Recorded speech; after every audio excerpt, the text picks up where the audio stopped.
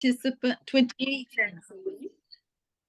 So we can start. It's 9:15, so we're late. 15 academic minutes, I think, are allowed in every meeting. Good morning. Thank you so much for joining us. First of all, I'm Mimika Dobroshi, head of National Erasmus Office here in Kosovo. We had this idea to organize a contact seminar initially with the National Erasmus Office in Israel, and to bring together youth organizations from Western Balkans and Israel, because in previous calls, capacity building in youth, cross-regional projects were allowed. But now we see that with this call, actually, it's not anymore in the program.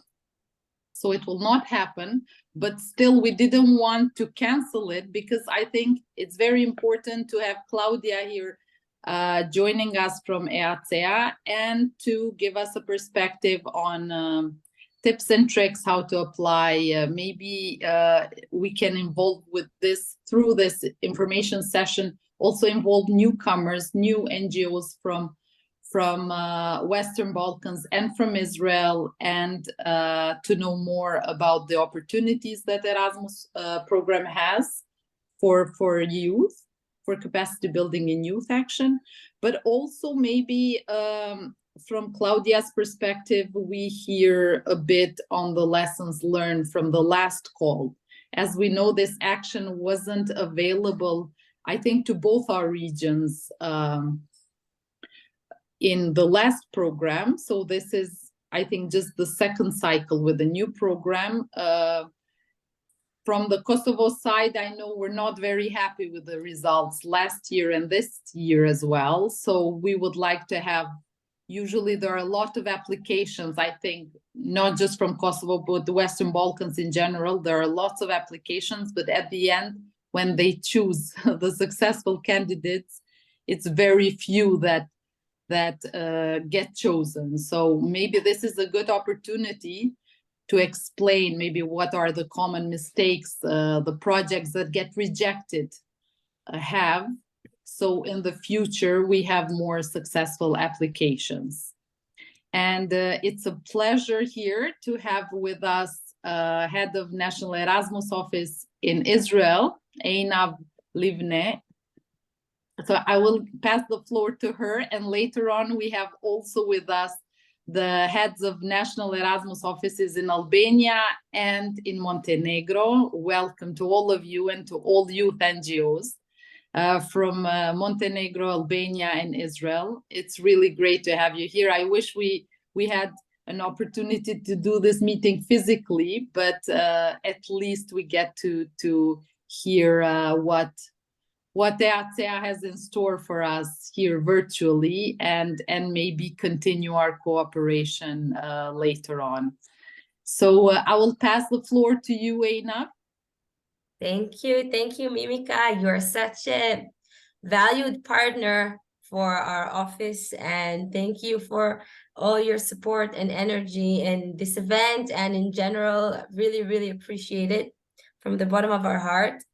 And first and foremost, I'd like to thank the Israeli organizations that are with us today, because considering the circumstances, I know it can't be easy for any of you to even get your mind to sit down and listen to something like this. So we really appreciate it. Thank you, Ada and Vanya and Claudia and Irma that's here, that are going to speak soon for this collaboration. We have a lot of collaborations with Western Balkans, not only through youth actions, but through other actions. And we really appreciate this partnership and cherish it, and want to even make it bigger where we can. And I hope we'll have more events in the same spirit in the future. We didn't want to cancel, although as Mimika said, for capacity building in youth, there is no option for a cross-regional collaboration any longer, but still we want to think and be creative how we can collaborate together in the future. And Inbar, my colleague, will now share a partner search database for people that are organizations that want to collaborate with Israel through Erasmus Plus program, and also our newsletter and website if you want to learn more about the opportunities that are open in Israel. So thank you everyone for being here, and I pass the floor to Ada, my dear colleague from Albania. Hi, good morning, everyone. Good morning from my side too. Dear participants, I'm very happy to see, because I was now going and checking some names. Some of them sound Albanian, some of them sound from Kosovo, some of them from Montenegro, and unfortunately the one that I cannot pronounce sound from Israel. So I'm happy that the mixture it's a good mixture also from the participants. And good morning also to my dear colleagues. So nice to see you again, online, even if. I'm very happy to be here today, very happy for this collaboration that we are starting to create today, and I'm sure it will help for our future applications. I have to say, and I want to underline this part, that from Albania, I am personally very happy from the results that we have been achieving in this sector.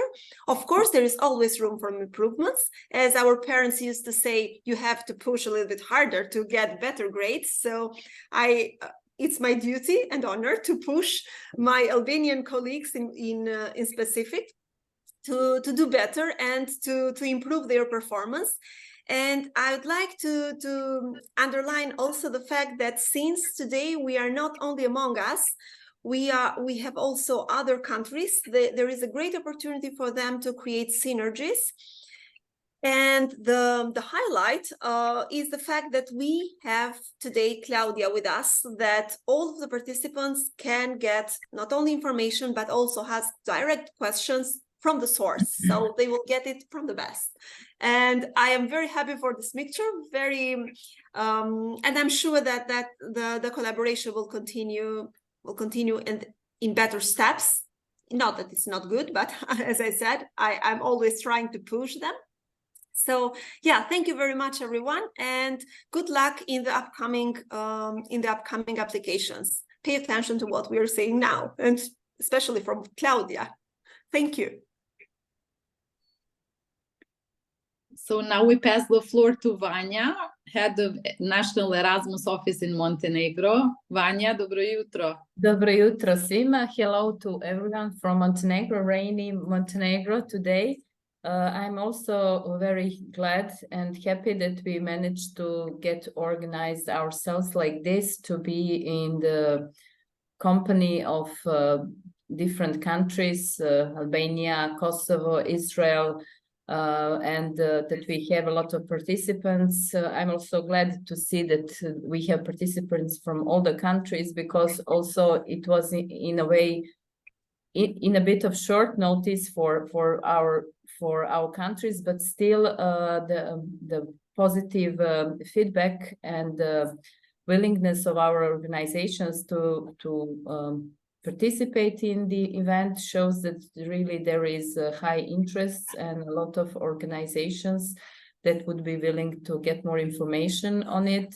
And also, I think it's a good opportunity to get connected with participants from other countries, despite the fact that it is not in situ event still.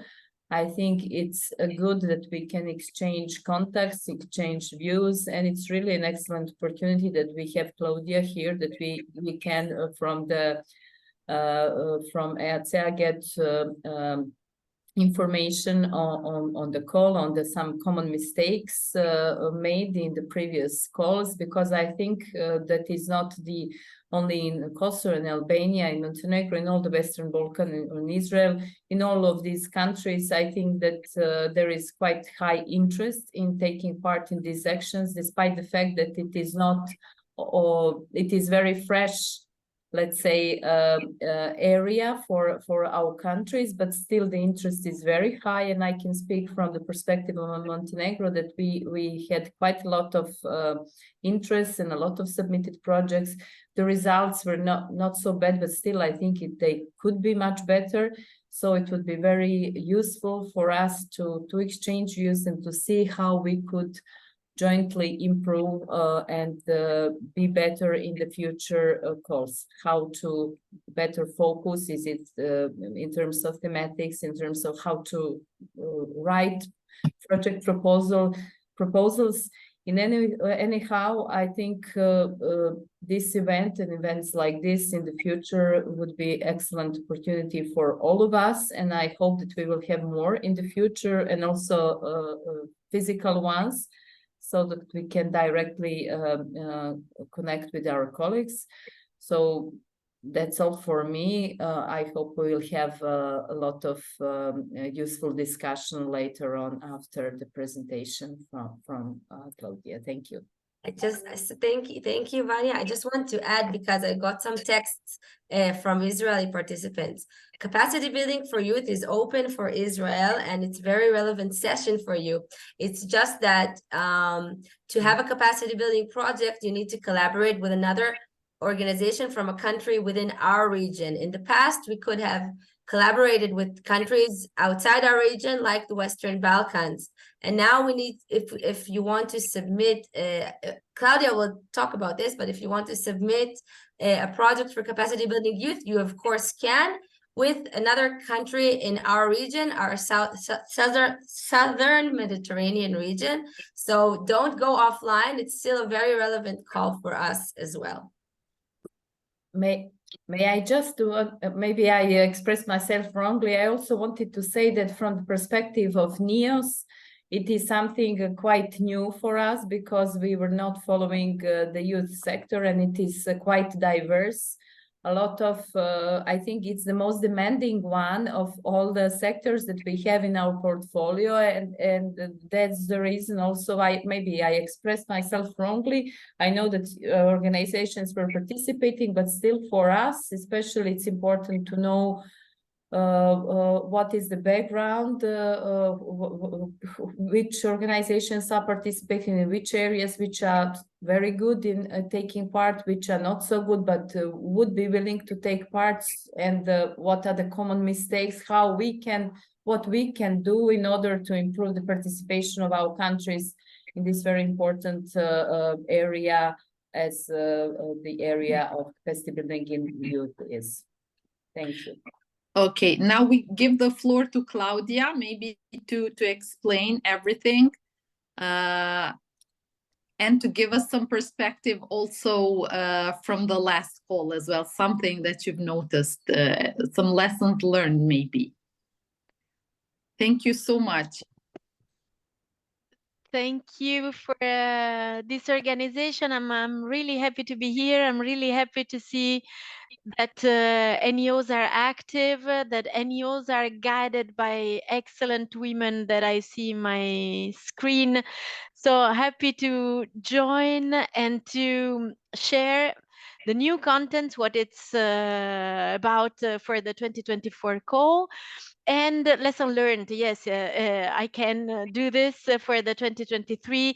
This 2023 was the third call, not the second, because youth capacity building youth started already in 2021, so we are built in on some experience. I will now share my screen. This means that I will not see you anymore, because even if I have 3 different screens, they will all be occupied by my presentation.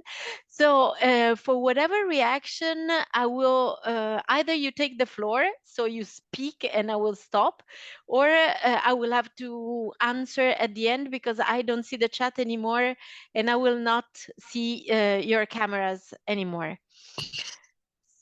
Share screen. This is it. Share.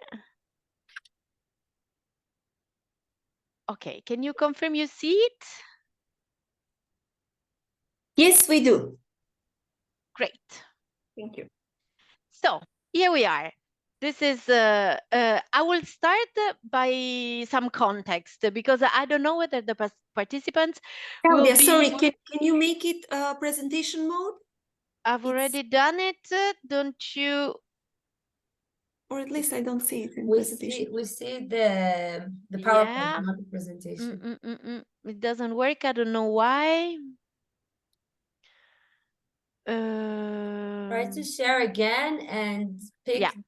the one Wait, that I'll close everything and start from scratch. Technicalities, I hate this stuff. Let's see if I can share another. Stop share.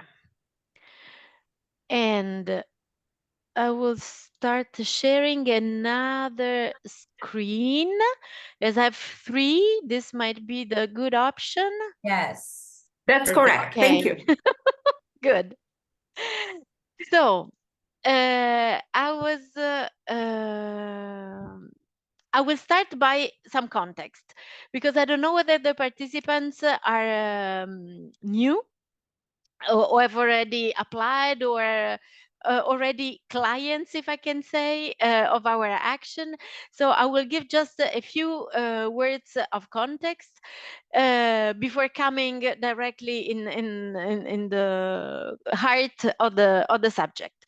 So Erasmus Plus is a European Commission program dealing with various subject, education, culture, and both at a centralized level. So for projects which are managed by the agency here in Brussels, and for national level, national projects managed at national level by national agencies. It's a 500 pages book that needs to be known if you want to apply for some of the action. You just need to understand which are the relevant pages for you. There are some which are common for all actions at the beginning and at the end, and then specific ones for each action in the middle. There's a very well organized index, and you will find easily what you need. For what concerns youth actions, youth actions are funded under the 3 key actions in which the Erasmus program is organized. And the 3 key actions target different beneficiaries, different key action 1 targets people, individuals, because supports mobility. Key action 2 targets organizations, because it supports cooperation among organizations. And key action 3 supports policy actions, so more in the system structures at policy level. As you can see from this slide, the capacity building in the field of youth is under key action 2. And this is the first very important information for a successful project. The target of these projects are organizations. So of course, in the end, you will involve youngsters as final beneficiaries of your actions, because organization working in the youth field work with young people, and therefore young people will be involved. But the first target of the action are organizations and cooperation among organizations. The idea is to build long-lasting relationships among organizations, exchange innovative practice, good practice, help the cross-fertilization development and transfer of knowledge, and in a way modernize when it's needed some of the practice that are put in place. So the idea is to learn from each other and improve, and of course it's not a one direction learning path, but it's a mutual direction learning path. We are talking about capacity building project as international cooperation projects between organizations in the field of youth, involving both program countries and associated countries. This is another clue information that I'm giving you. Program countries countries associated to the program will be defined in the next 2 slides. But it's a very important information because it happens, and it happened a lot in the past, that this partnership composition, which is an eligibility criterion, was not correctly applied by the applicants. And that meant that in the first 2 years of the call, 21 and 22, we reached up to 30% ineligible applications just because the partnership composition was not correct. So even before coming to the tips and tricks on how to write a good the good content for an application, I need to stress that the application need to respect the admissibility and eligibility criteria. This means that the application must be sent before the deadline with the right templates, and I mean, all this is very detailed in the program guide, but it needs also to have a correct partnership composition. And that's why I will dedicate some time to this, because it's very important. It's so frustrating for you and for us when an application doesn't even reach the content assessment level because it doesn't pass the minimum requirements to be evaluated, because it does not respect all the eligibility criteria. Some other information for the context. The program guide for 2024 will be published before the end of the month. So whatever I'm saying now is an anticipation of what you will find there. But these slides are not, are not a legal basis. So the reference you need to have is the program guide, and whatever I say today needs to be confirmed in writing in this legal basis. So I will anticipate, as your colleagues have already said, some of the new the changes compared to the past. But they will become, let's say, real legally binding only once the program guide will be published. I'm sorry for this disclaimer. There's no other way I can do it, because I cannot participate in meetings like this without telling you the real information. But the information needs to be legally valuable, and it will only be once the program guide will be published.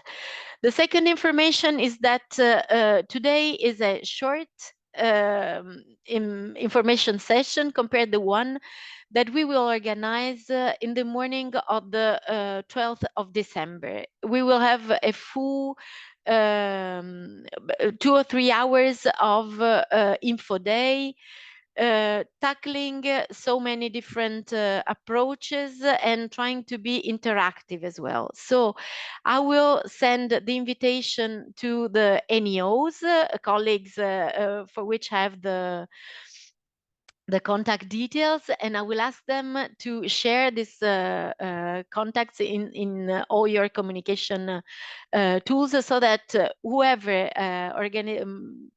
whatever organization wants to join will have all the information that are needed. The information will be published on the EACEA site, on the EAC site, so there will be a way to get in contact. In case, just write me, and I will send you the links. But I count on the NEO colleagues for helping us with the dissemination. The deadline for the submission of the 2024 applications will be at the beginning of March in 2024, as it was in 2023.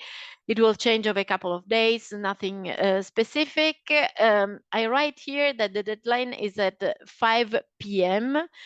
because, again, this is another tricky thing. 5 p.m. Brussels time, which means that you need to take in consideration your your time schedule in order to respect the deadline. If in your country is still 4, but in Brussels is 5, you risk to miss the deadline, and there's nothing we can do in these cases.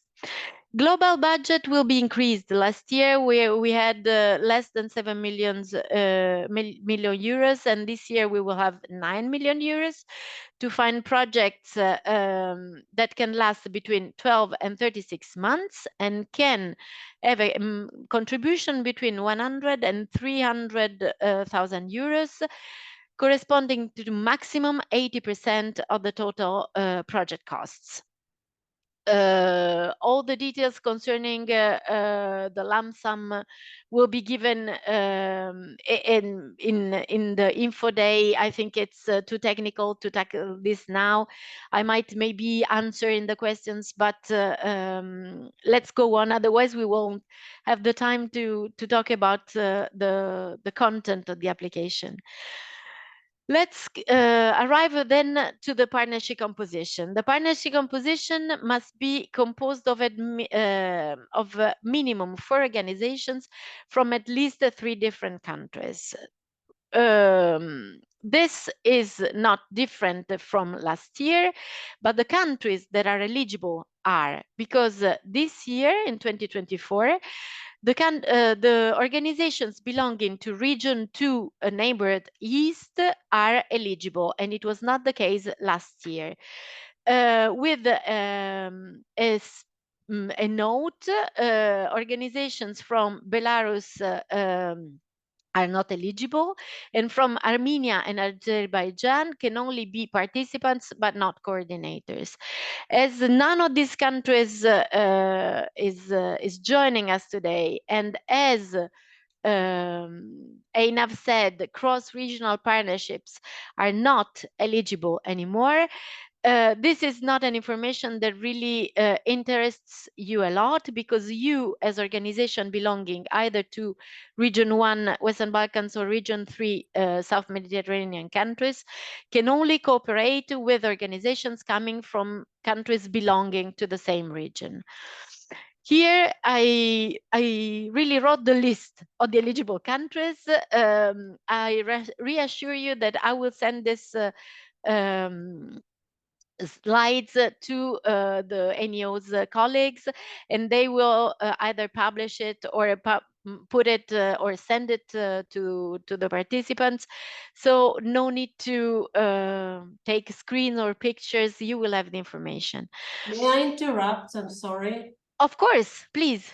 I'm sorry to say that, but I just, as far as it looks, especially in the current situation, I don't see any cooperation in the South Mediterranean countries with Israel.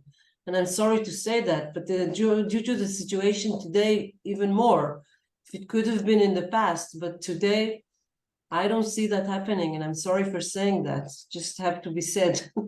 I take note. These are things that have been decided much longer before the conflict, and it's true that things are getting more complicated, not only at political level, so in order to find cooperations, but also at practical level, because these are exchange projects. So it's true that it will not be an easy. At the same time, I hope that the connections you had with the organizations in Tunisia or in Morocco could still be, friendly working environments. But frankly speaking, I can only take note of this and report it. There's nothing I can do now because the situation has changed from the moment in which decisions were taken. I take note and I will report it to my hierarchy because, of course, it's a very relevant comment. Thank you. Thank you. Yes, these are the countries. and you will have to do with the organizations coming from the countries in your region. The composition will be in this slide and in the slides that you will see in the info day, I color coded the information in order to make it easier to understand which are the countries that can be involved or not. So you need to have at least 4 organizations, of which one has to come from the green list, and the green list involves EU member states and Erasmus plus third countries associated to the program. So at least one organization must come from this green list, and at least 2 organizations must come from 2 different countries of the orange organization, but belonging to the same region. So during the info day, we will have even a test as we did last year, in order for you to have a clear idea. But this is something really important, because it's a minimum requirement, and if the composition of your application of your partnership is not the correct one, the content of your application will not be evaluated. And let's come to the heart of this presentation, which is how to draft a good proposal. This will be exactly the tips and tricks that I can share in order to increase the success rate of the organizations from your countries. I'll give you some feedbacks. I'll give you some answers, let's say, to the data that I was asked concerning the past applications.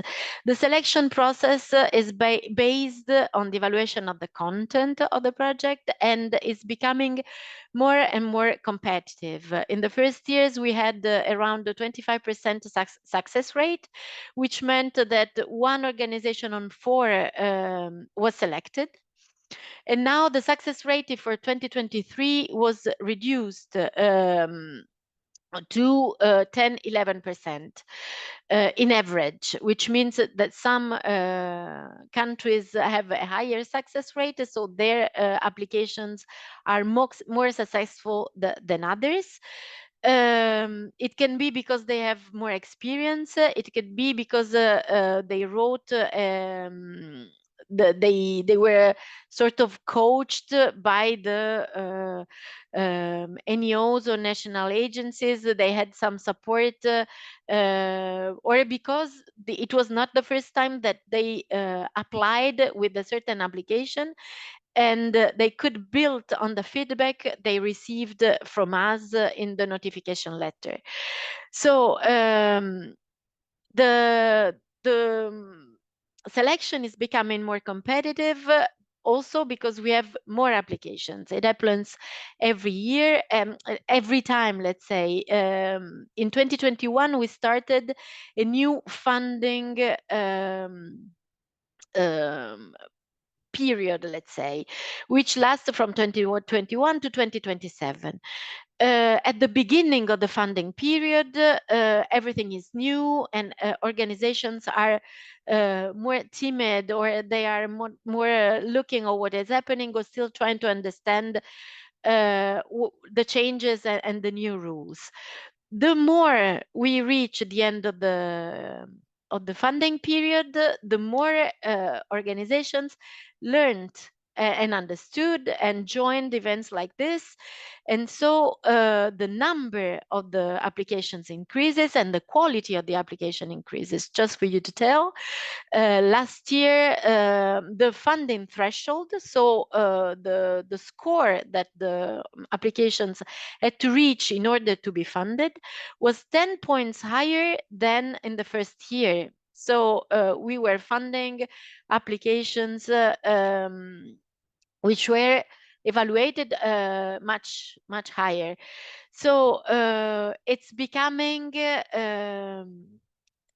more competitive, and applications really need to be well conceived, very coherent, and need to be very good in all the award criteria that are the basis of the selection and that I will explain you now. So let's start from the basic information. First of all, read the program guide.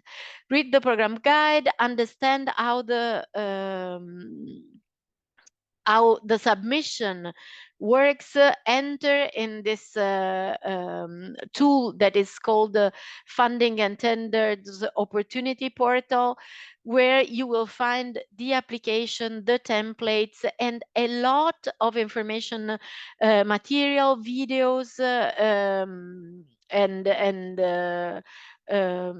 documents that you can use to understand. Take the time to do it before starting the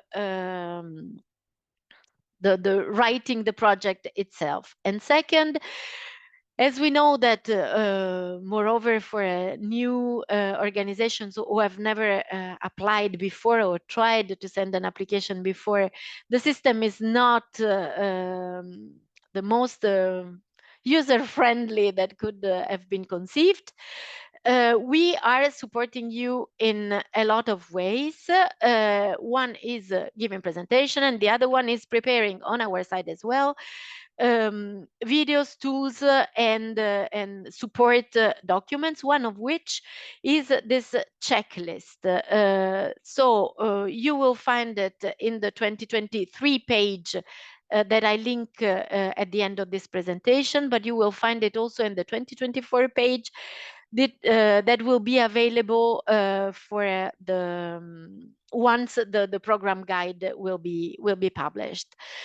The award criteria are very well defined in the program guide, and this is something you need to tackle in your application, because the application that you send is evaluated against the award criteria, which means that the experts read the application and verify how your application responds to the priorities and the objectives of the call, which are summarized in the award criteria. Our criteria are these four. So the relevance of the project, the quality of the project design and implementation, the quality of the partnership and of the cooperation arrangements, and the impact. I will go through them now, and in the meanwhile, try to give you the tips and tricks that should make your application stronger. These criteria do not have the same weight because relevance and quality of the project design and implementation are worth 30 points each, while impact and quality of the partnership are worth 20 points each, for a total of a maximum of 100 points. The minimum quality threshold, so the minimum for which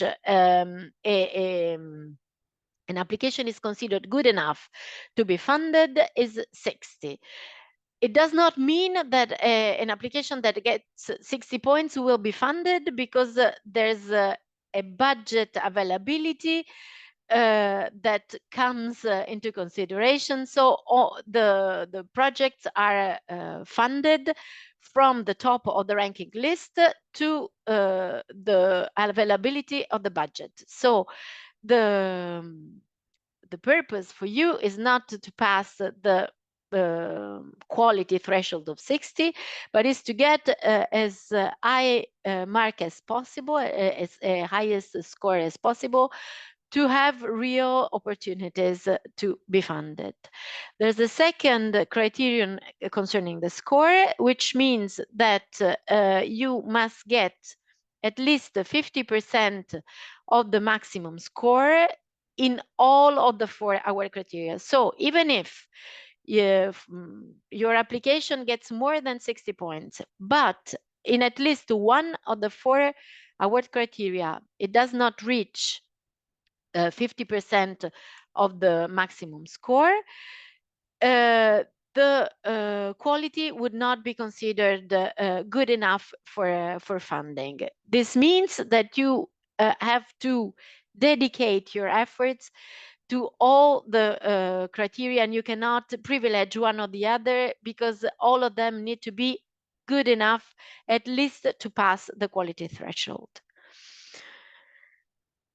What is the relevance of the project? The relevance of the project is as I said, evaluates the coherence of your action compared to the objectives of the capacity building action, and measures as well the coherence between the needs analysis done on the target group you're working in, and the activities that you propose, which means that you have to start not writing the project, but analyzing the situation that you have. You are an organization, you work with in a certain environment, and you work with a specific target group, which can be youngsters in search for first employment, which can be young women without access to the work market. Whatever situation you have, you need to have very clear who is the project for. So who is your target group, and which is the problem, the biggest problem they have, and which are their needs, and how you want to address, how you want to tackle this problem through and meet their needs. So which are the activities that you propose to meet the needs of your target group? So it's a cascade. You need to know who is your target group, which are their needs, and you need to have a clear idea of the actions that you will put in place, or the activities that you will put in place to answer their needs. This is the basis of everything. If this is not clear, or if it's not solid enough, or if the needs analysis is too generic, or if it's if the target group is too vague, or if it's a target group you are not working with, and therefore you don't have that much experience, then all this will weaken the full construction of your project. The needs analysis needs to be done before the application. In some cases, we find the needs analysis as an activity of the project. Imagine an expert trying to understand if your needs analysis is coherent, is solid, matches your activities, matches the needs of the target group. And instead of finding some of the information, finds a sentence. This will be the first activity of the project. On which basis are you proposing activities if you don't know to which needs you are answering? So this is the first mistake that, of course, you don't need to do. The needs analysis need to be updated, needs to be supported by facts and figures, and needs to be wide enough to include all the partners and all the situation of the different partners, and cannot be concentrated on only the coordinator's situation, because this is is one organization and one country needs analysis, but the needs analysis for a project involving more countries need to be shared by all the participants. It's an analysis, so it's not a description. You need to apply your critical approach to the data, give interpretation, explain why you're choosing certain activities and not others, why you think they will be stronger and more effective than others. for your country, your specific situation, and the problems that your target group is specifying. It's the most difficult part of the application, in my opinion, but it's the one that needs to be strong because it's the one that is giving meaning to the full rest of the project, because the activities can be the best activities you can propose, but if they are not linked to a target group and the needs of the target group in all the involved organization and countries, the project will be built on sand, let's say. So this is the first and most important step that needs to be done before starting filling in the templates. Don't worry, because the templates guide you through. So the templates are conceived in a way that you will have guiding questions and guiding chapters to write all this, all the content linked to the 4-hour criteria. So you are not left alone. There are the templates themselves guide you through.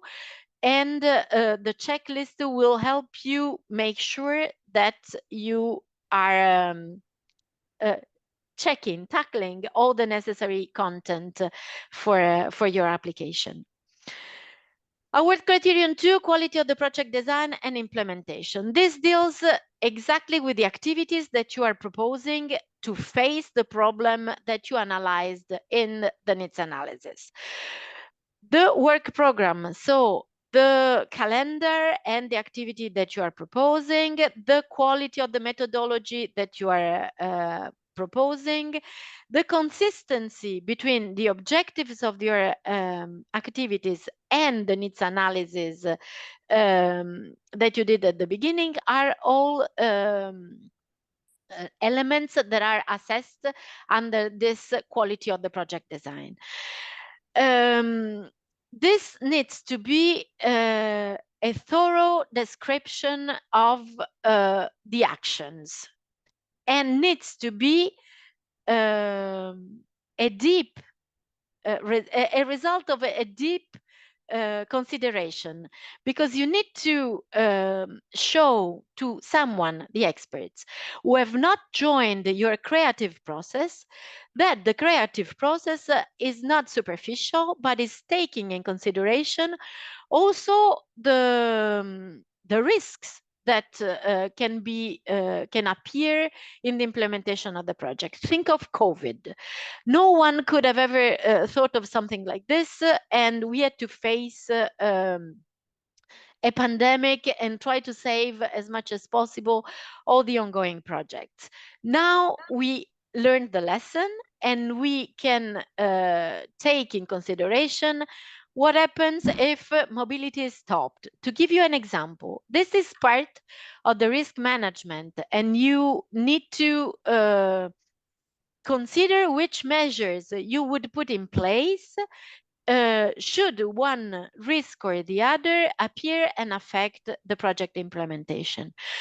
In this risk management, you can consider also the political problems we were talking about before, so visa issues, which might impact the mobility of the youth workers and even participants. You can consider the budget increase due to flight costs increase or things like this. So you need to have a risk plan for all the elements that you could imagine might change, might possibly change, and even if hopefully it will not be the case. And in this restaurants, basically, can you, yes, Thanks a lot. The cost effectiveness of the project is evaluated under this award criterion 2, because of course there needs to be a consistency between the costs that you will put in the budget, the resources that you will put in the budget, and the activities that you are proposing. Know that this is evaluated by the experts, and this can be an element that decreases the score of this award criterion significantly if it's if the costs are not coherent and not in the frame of what I write in this application. So you need to have a budget that considers value for money. So don't overestimate the costs of different things, even if, of course, the same service or the same activity might cost differently if you perform it in Albania or in Sweden. There must be a value for money approach in your budget. You need to distribute the budget according to the tasks and according to the responsibility of the tasks. So partners should have a share of the grant which is coherent with the activities they are responsible for. Of course, there needs to be a coherence between the costs and the deliverables. The deliverables are the objects that you will deliver at the end. They can be meetings, they can be platforms, they can be mobilities, but there must be a coherence. The staff costs must be linked to the real costs of your personnel, of your staff in the different countries. And most of all, let me tell you, whatever amount you encode, you need to justify it. We could understand and we could even accept and see the logic of a certain expense that increases a lot the cost of the project, but this needs to be detailed, clear enough, and justified. If you justify your choices, this is already something that is good and is taken in consideration for the positive evaluation of your project. Award criterion 3, quality of the partnership and on the cooperation arrangement. This is important, and is important to know who you will be working with, because some of the projects are not even able to start because the partnership is put together at the last minute, finding whatever partner in order to have to respect the minimum requirements, but without a real share of content, perspective, responsibilities. So some partners just jump in on a train in order to have an opportunity to do something and receive some funds. Some organization have a project but don't have partners and take on whoever in order to respect the minimum requirements, and this is the recipe for unsuccess. I'm sorry, but you need to dedicate time and do meetings and share contents and speak before and agree before for whatever will be the case for whatever will be the project in itself, in the case it will be selected. You need to select partners according to their experience, expertise, profile. They need to be to have common goals, or they need to have complementary capacities. There must be a logic between let's say, logic in the choice of the partner, because the purpose of this action is the cooperation between organizations. The purpose is that is the cross fertilization between organizations. So you need to be on the same page, you need to agree on things, you need to distribute responsibilities, because this shows the shared commitment of all the involved organization. And you need to have before and possibly already tested while writing the project, you need to have mechanisms of coordination and communication, which means that you need to identify people in all the partners in order to create maybe a small committee for the management of the project. You need to have communication tools put in place. You need to have regular meetings, not only for the implementation of the activities, but also for the management of the project itself. It's important also because this would guarantee that the project is solid enough in all the countries and might even be able to involve additional stakeholders during the project implementation, give visibility.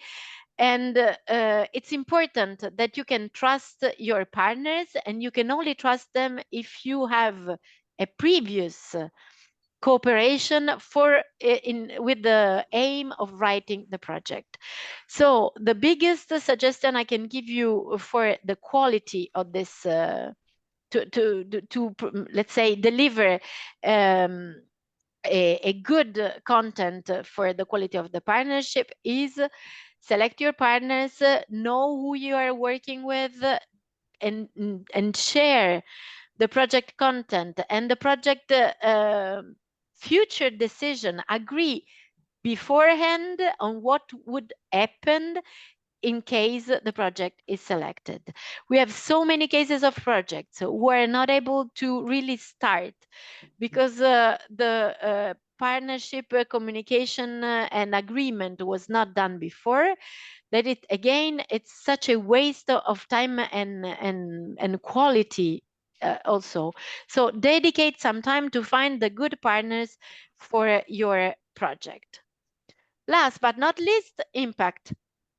What is the impact? Is the results that will, let's say, remain for the participants and for the organizations that are involved, and possibly on the long period. Under the impact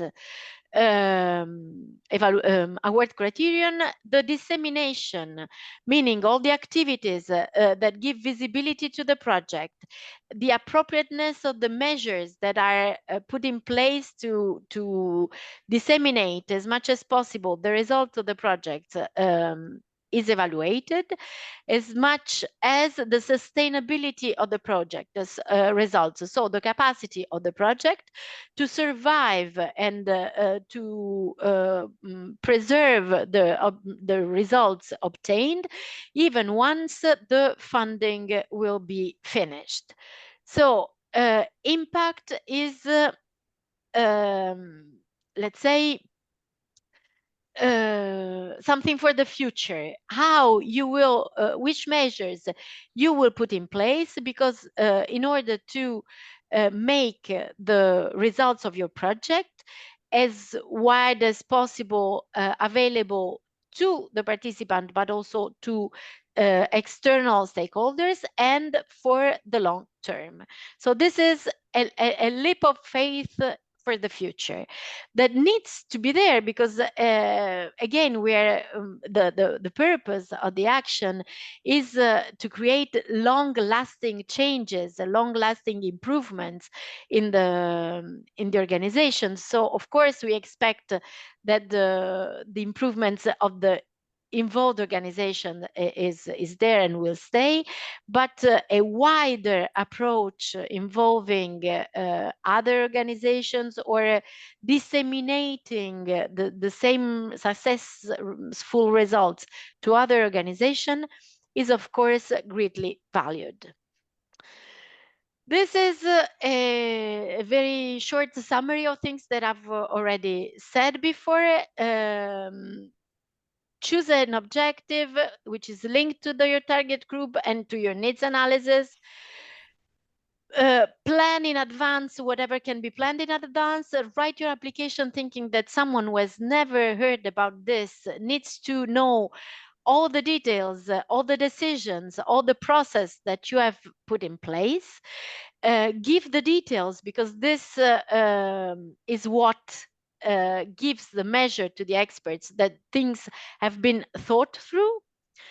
Follow the template, because the template is helping you, and justify as much as possible whatever decision you put in place, because this is what is convincing.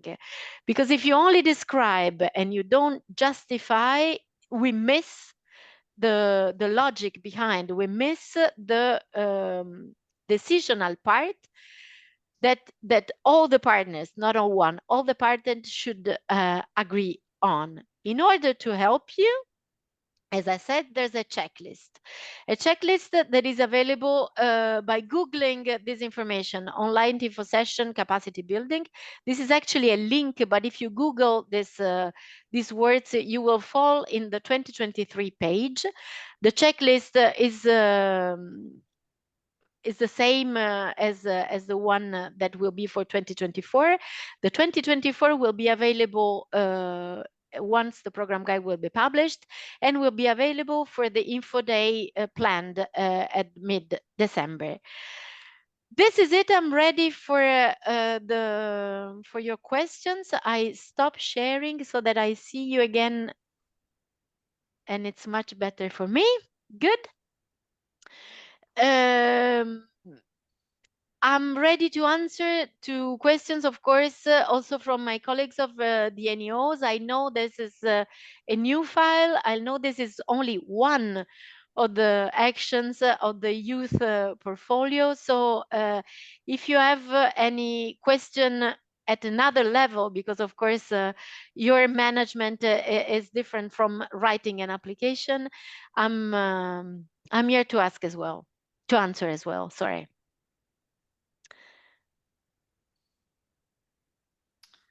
I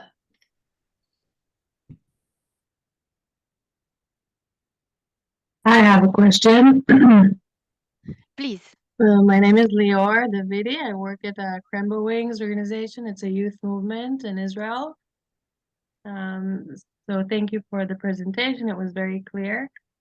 I was wondering, because it's a youth movement that works mainly with children with disabilities, together with children and youth without disabilities.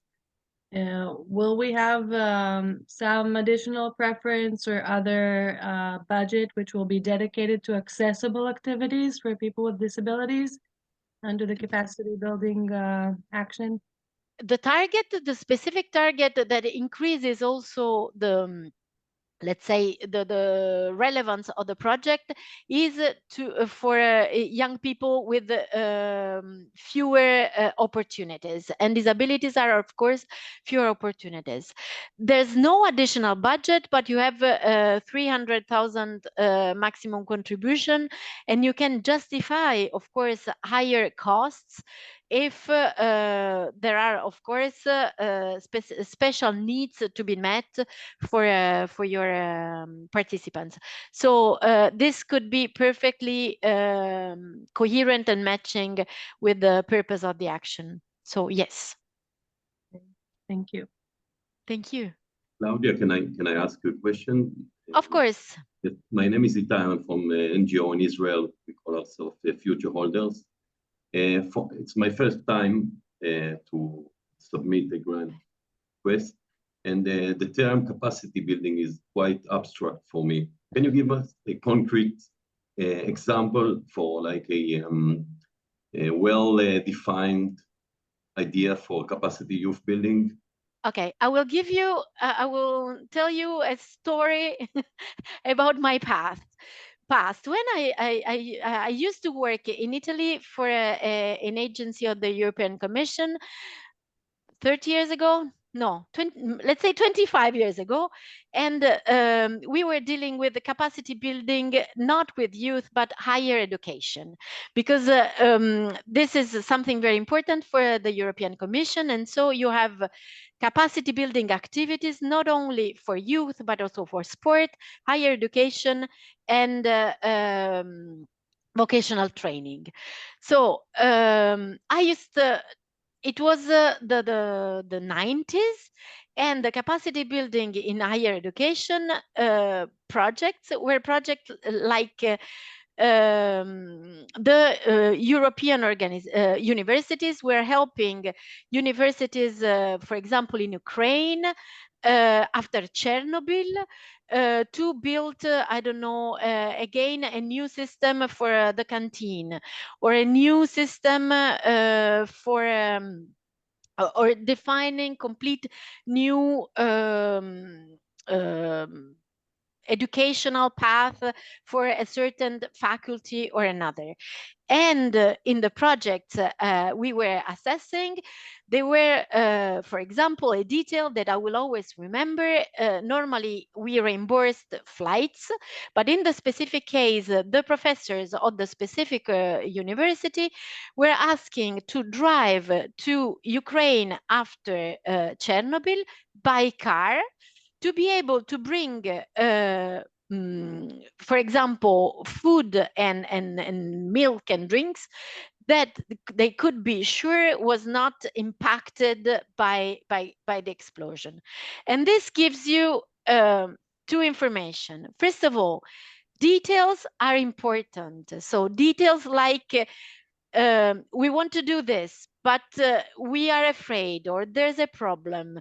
I'll give you a more practical example for you. Let's imagine that you want to cooperate with a Tunisian organization or with an Algerian organization. Let's leave aside whatever politics applying to this thing. Algerian organizations are not allowed to receive money from abroad, and are not allowed to transfer money to foreign countries.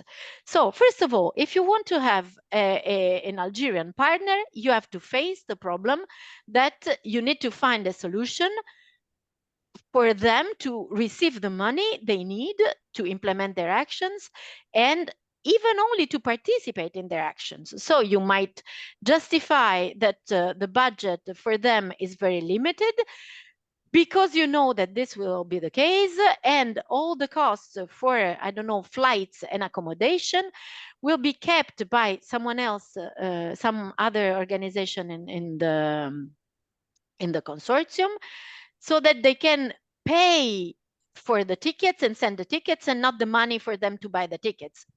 The same for the visa. If you know that you would never get a visa to go to Egypt, think twice to work with organizations, because this will be a practical problem. And I'm giving you details of problems that organizations of past selective projects are facing. Once a project from Tunisia, for example, is a project coordinator, they can receive the money from us, but they cannot transfer the money abroad, because this is the national rule.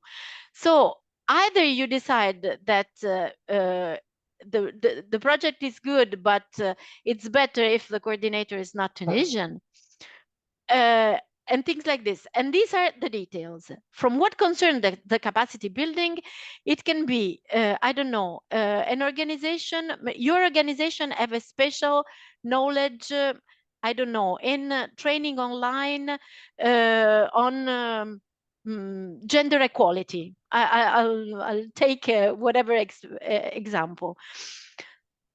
And there are organizations that are doing this, maybe working on gender equality, maybe with theater activities.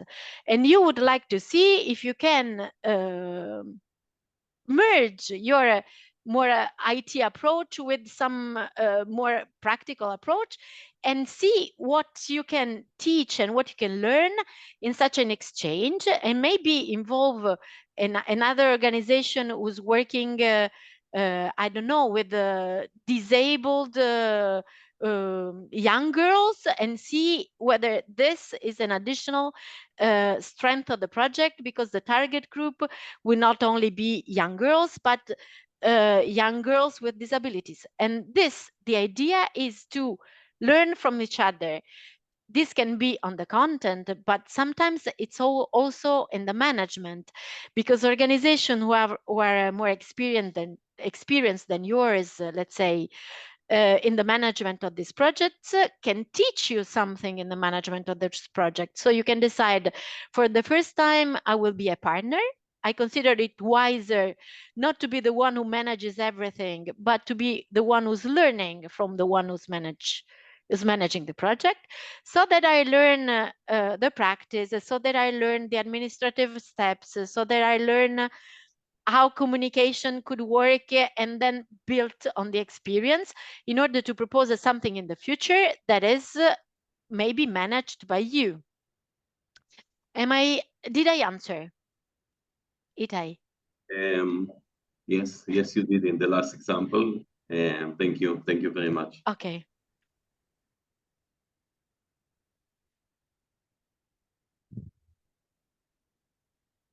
Someone else? Yeah, from Montenegro. Good. One question: are the countries of regions 1, 2, and 3 entitled to funds from the program within the project, or are they only considered project partners? We call them third countries, so the countries that are eligible but not associated to the program, so region 1, 2, and 3 countries can be project coordinators. So they can be the leaders of the project. They can be the ones who receive the money on behalf of the partnership. But as I did the example of the SMED countries I'm working with, take in consideration that in some cases this can be a risky decision, because then you have to face very practical problems in the distribution of this money. Of course, the project implementation would be affected if the money distribution cannot be smooth, let's say, and every time you have to pass by a ministry or the central bank and lose time and things like this. Was it so? Yes, you can be partners, and you can be both partners and coordinators, and yes, you can manage the budget, the full budget, if you are the project coordinator, but you should receive a share of your budget also if you are a project partner, because there's a distribution of tasks, and the distribution of tasks should be coherent with the distribution of the grant. I understand. Thank you. You're welcome. May I? Please. Thank you very much for your presentation. I have to apologize that I missed part of it because I think I messed up the time difference. So, but my questions are actually not so much on the technicalities, but perhaps two parts around the evaluation process. And I understand it's confidential, but if you could give some insights around the kitchen side of things. So one part is around I understand that there is a minimum threshold that you're eligible for funding, but there are points along, priority is given to the higher scoring projects. Are you able to give some information about last year and sort of at what point did the budget run out? What was sort of level of points you needed to aim for to actually have a credible chance of getting funding? And the other question is a little bit more on the actual evaluation process itself. I might be wrong, but I seem to recall that there are two evaluators that work in parallel. and just really a little bit around what happens where there are gaps and so on. I mean, just to give some perspective, we have won as a lead projects with a previous budget envelope and format. Frankly, I thought that the project we submitted this time with a new envelope was probably stronger, but and we were quite surprised with the score. We decided not to pursue with questions, etc., but it was a little bit kind of it would be super helpful to know, for example, if two evaluators evaluate independently, what is the gap between their assessment where there is some sort of process to make sure that it meets some sort of standard or guidelines. Yes. So let's start from the easy part of the question, which is the funding threshold. So I said that 60 is a fixed quality threshold. The funding threshold changes every year, changes on the basis of the general quality of all the application and changes on the basis of the budget. Last year was very high. It was above 80. So, and it has never been this high before. But in the first 2 years, it was 10 points less, more or less. So it depends also.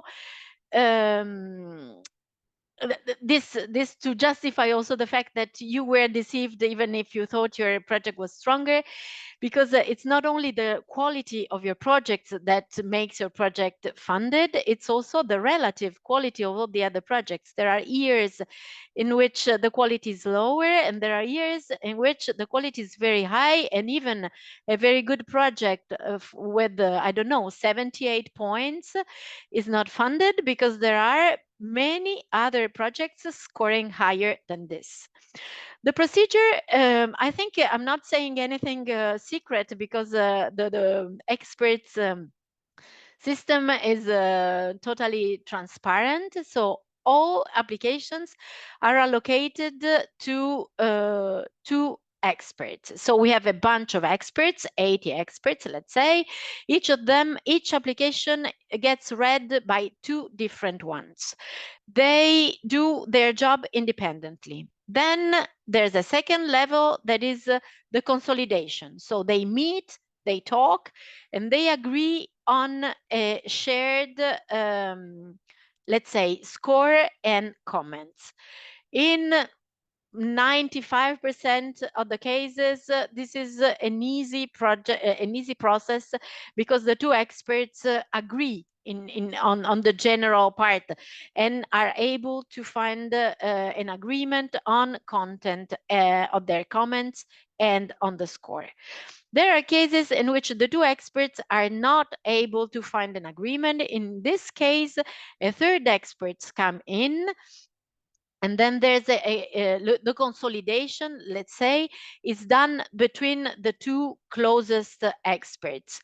So there's an additional, let's say, reading, which is not the last one, because then we have a quality check done by the vice chairs. The vice chairs are a sort of quality controllers who control the coherence between the score and the comments, and the quality of the comments themselves.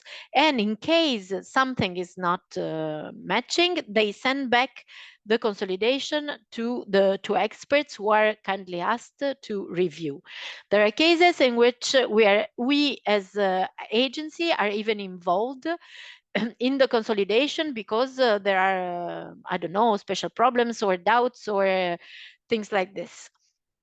The additional level, because there's another one, is that the decisions are taken by the evaluation committee that is made of members, people working for the institution, who work who take the decision on the basis of the work done by the experts, and acknowledge or modify, if relevant, the decision taken by the experts.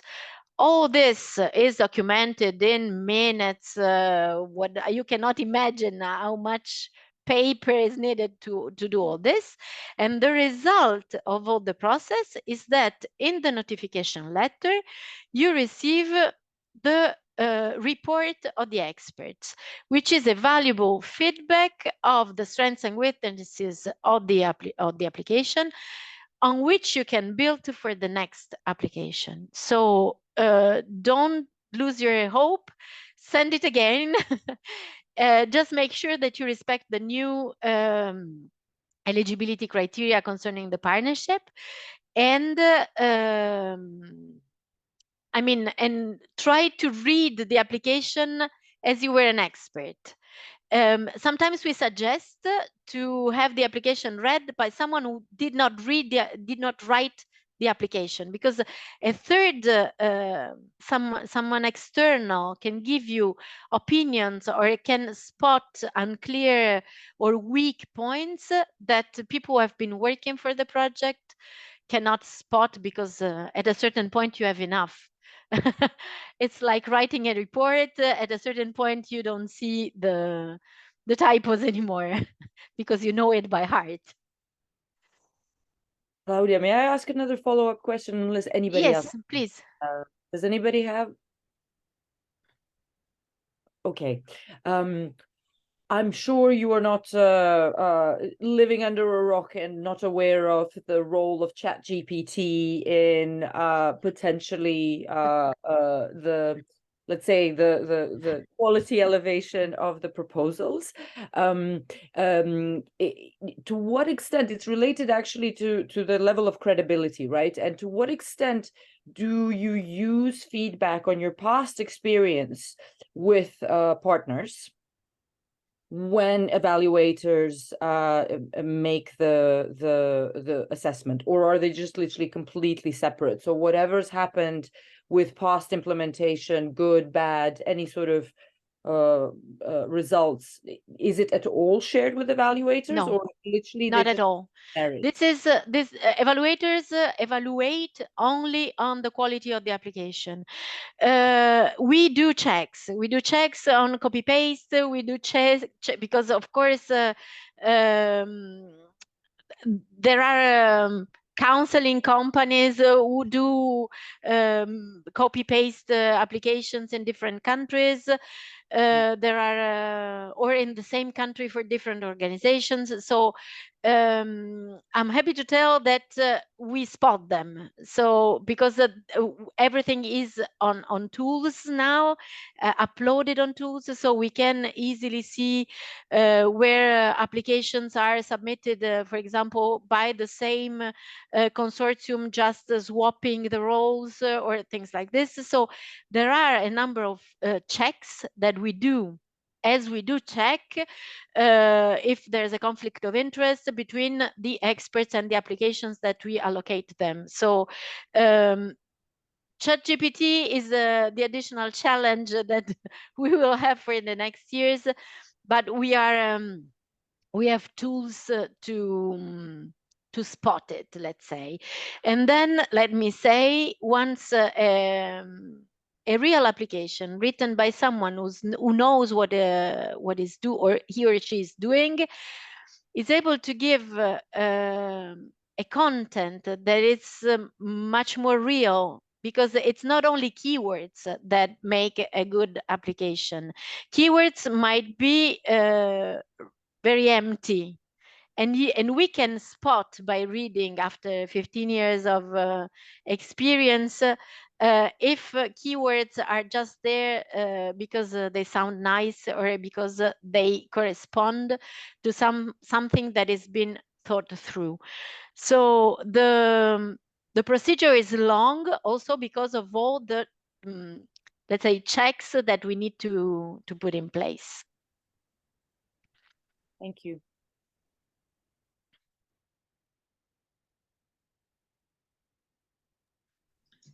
Thank you, Yehona. Any other questions?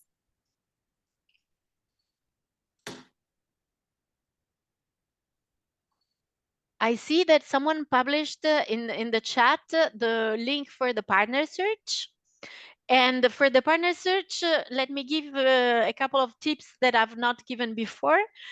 First of all, there's a tool embedded in the portal where you will send your applications.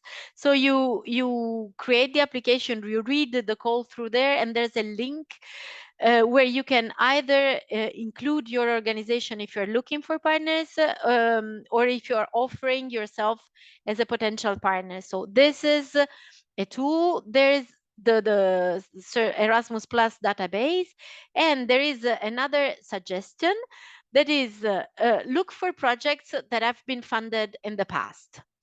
There's a platform, the Erasmus Plus platform, where all the projects results from previous projects are published. This is a legal requirement before we can accept the final report. So whatever project reached its end is published there, and there you can filter by country, by subject, and you have some other options. So you can either search for projects in the same field with the same purposes that you are thinking about. You can search for partners in certain countries, and you can search for partners to be involved or to involve them if they are planning. I will send all the links. Yes, I will send everything to the colleagues and in the NEOs, and they will share it. And all these details on top are for sure part of the info day on the 12th of December. It's important, if you are a newcomer, to be sure that you are working with someone who knows better, because this is the way you learn in fact, and this can be a good exchange, because the previous beneficiaries would profit by your fresh eyes and your new approach, and maybe your creativity, which is not yet customized to European requirements, and you can contribute, profit by their experiences. So a mix of new and old organizations, meaning with new less experience and old more experience, is always a good opportunity. Can I also ask one question on behalf of NEOs? I mean, looking at the results, now that you mentioned there have been 3 calls, this will be the 3rd one, right? They're not. The 24 will be the 4th. The 4th, 21, okay. 21, 22, 23, and 24. Okay, so even more, I'm even more concerned about the results on the national level than before. So, I mean, we do info sessions. We don't have, NEOs do not have financial means to hire a trainer, a capacity building trainer to write the projects, etc., to encourage newcomers. Here in Kosovo, we try to use other projects that already have a trainer on EU projects, and we use that project to sort of build capacities to youth NGOs for writing specifically Erasmus Plus projects. So I'm just thinking, if you have any experience from other countries, other regions, could be also those from program countries as well. What more can we do? I mean, what more can we do to help NGOs in our country, in our region, to be more successful in project applications?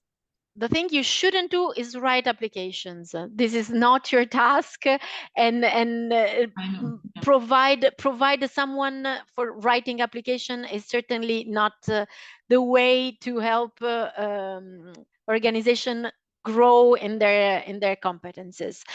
What proves to be very useful in our experience, and we started involving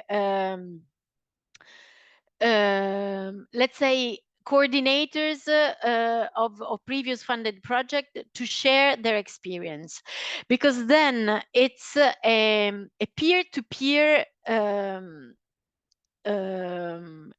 let's say discussion. The questions are probably answered in a different way than the one I could answer, because I don't have the experience of an applicant. I don't have experience of a beneficiary implementing a funded project. So organizing events where you merge funded projects and I mean organizations who have already worked with organizations who are new is always beneficiary. There's the thing that you need to do is to select the good ones, because also in the funded projects there might be more successful or more creative or more original projects than others. So you need to know who are the good ones in your country for a level of simplicity in organization, in the language and things like this. But this can be done also cross country. There's no need at all to limit this kind of events to your to Kosovarian organization. The other thing you can do is to understand, I mean, to check with the other NEOs what they are putting in place. Some of them, for example, I know they are offering coaching to the applications who scored the better but were still not selected in the previous year, which means they are in contact with them and they sort of brainstorm on how they could improve their application. It's a one-to-one job, of course. It's not something which is open to whatever application, because considering the resources, it needs to be targeted to the potentially most successful applications. But it's something that gives good results from what I was told. Events like this one, where maybe I'm not the one talking, but I'm the one, I mean, detailing more on some other stuff. This could be involving other stakeholders or beneficiaries. Could be good as well. Sometimes we do organize events where previous beneficiaries give their they explain their experience, share their difficulties and the solution, because let's not be naive. Every project finds problems in the implementation. What makes a good project is overcome the difficulties, overcome the problems. And sometimes there are projects who find good solutions that could be helpful for other projects. So maybe this peer-to-peer exchange is someone we should explore and put in place. We have time, because the deadline will be beginning of March, so we still have 4 months for offering support, let's say. I'm of course very available to do this, and it's true that normally I cannot share contacts, details or things like this, but for specific and targeted objectives, I could provide statistics and I could provide lists to you as NEOs in order for you to contact all the projects which were not to be selected in the previous years and were let's say the highest ranked. So yes, this would be very helpful if we can get more statistics, like more, maybe not just quantity wise, but also quality, the name of projects, who are the partners and everything, so we can actually know who to call the successful, especially if they're coordinators. That would be very helpful. I published my email address, which is not secret because it's the standard one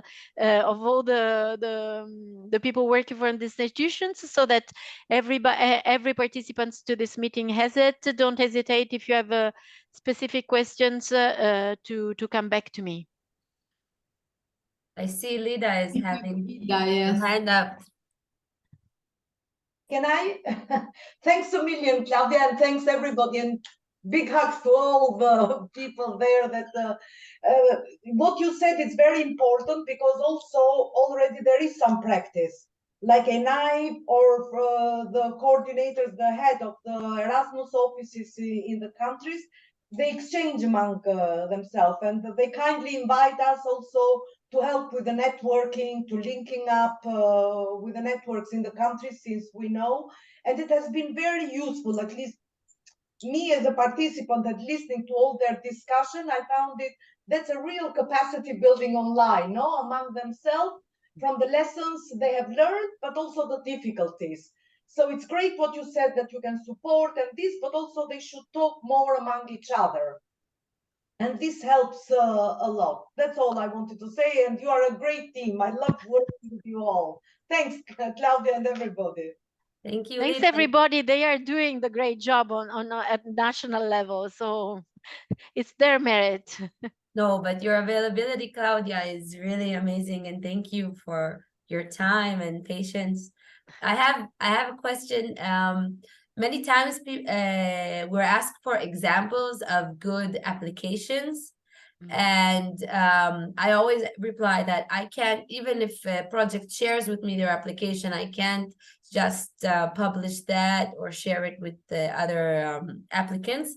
But maybe EACEA, this is a suggestion, you can choose best practices of applications in different calls, and then you can share them as examples, of course, with the consent of the partners, and that way people will get a better idea of how a good application looks like. It's very risky enough, because we know that the risk to just stick on what was funded before, so copy paste or go for the safest option without, let's say, building. It's a risk, because such project, if you take a project and you copy paste it and you apply it, this project, which was very good in a certain situation with a certain needs analysis, a certain target group, might not work at all in a different context. So we, of course, know that in some cases it would be very good to give specific examples. What we will do, and what we did last year during the Info Day, was to share the comments of the experts. So in front of a needs analysis or a project description, the comment of the experts can be either positive and list all the things that are there, and or very negative, because the needs analysis is not an analysis, not present, and things like this. So on the basis of the feedback of the experts, we hope to give some guidance to the applicants, without sort of giving them the feeling that copy pasting could be the solution, because it happens so much you cannot imagine. So we cannot enforce this. I understand. Thank you. I have a question. If you already mentioned the Info Day, mobility for youth is obviously a decentralized action. Will there be during your Info Day someone who will explain also about this? Unfortunately not, because the management of the centralized and decentralized action is really separate. So we are not even using the same management tools. It's really a different thing. So for the Info Days on the mobility for individuals, you need to contact the different national agencies and ask them how they organize their dissemination events. What I can say is that in the capacity building projects, there is always some mobility, and that the mobility is not limited to the youth workers. So the people belonging to the organizations that are putting in place the project, but also to young people, and that the selection of these young people, for example, is something to be taken in consideration while writing the application, because it's good to know from the beginning that you have a plan, that the selection is transparent and things like this. But our info day is limited to the capacity building action, and to the point that my colleague on the next door will have another info day separate for the European Youth Together action. So the details are so specific that we don't merge in order to avoid confusion. I'm sorry, I'm not giving you the answer you hoped. Any other question?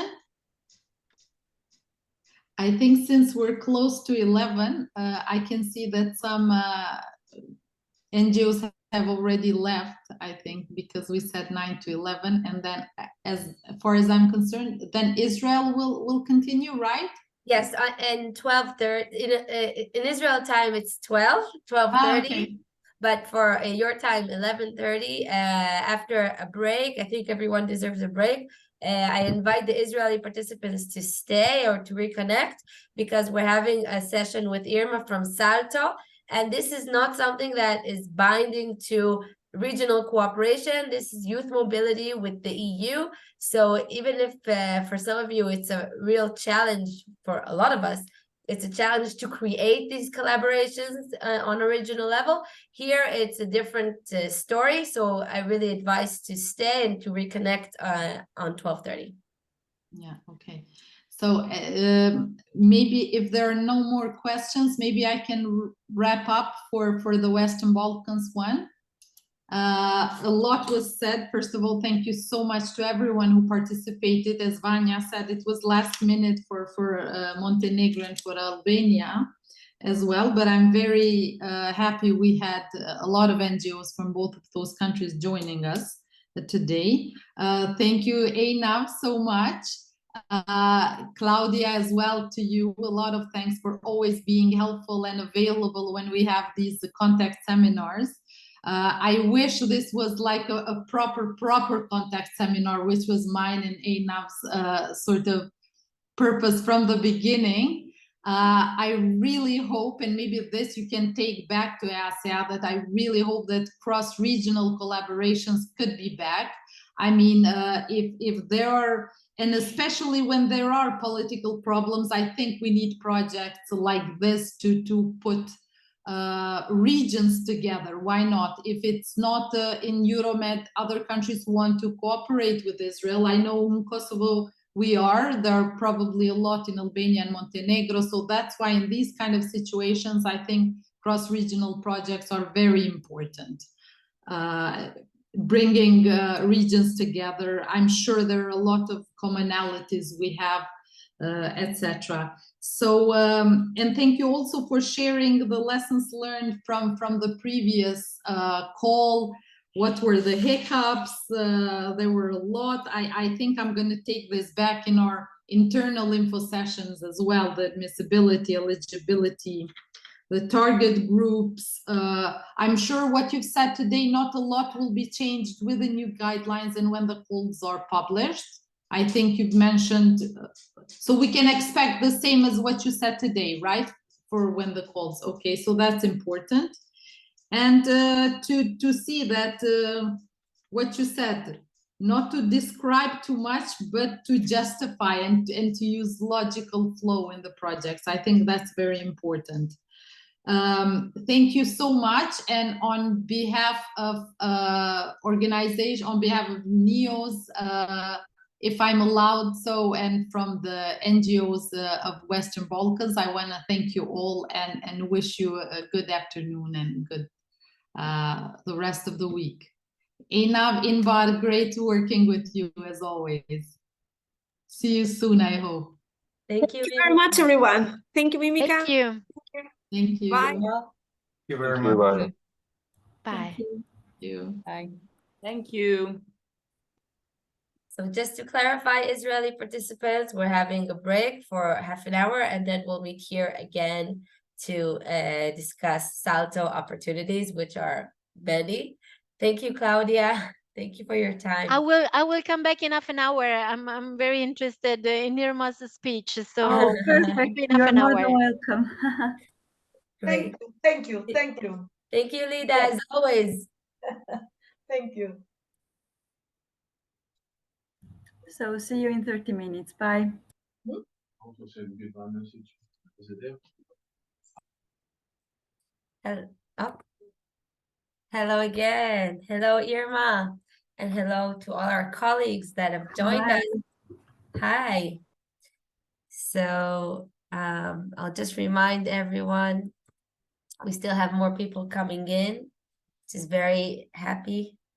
So thank all of you that came back, and thanks for those who just joined now. So we're going to talk about Salto opportunities for Israel, and we're lucky enough to have our colleague from Salto, Irma, with us, who was very spontaneous and proactive, and we really appreciate your time and your efforts to present today.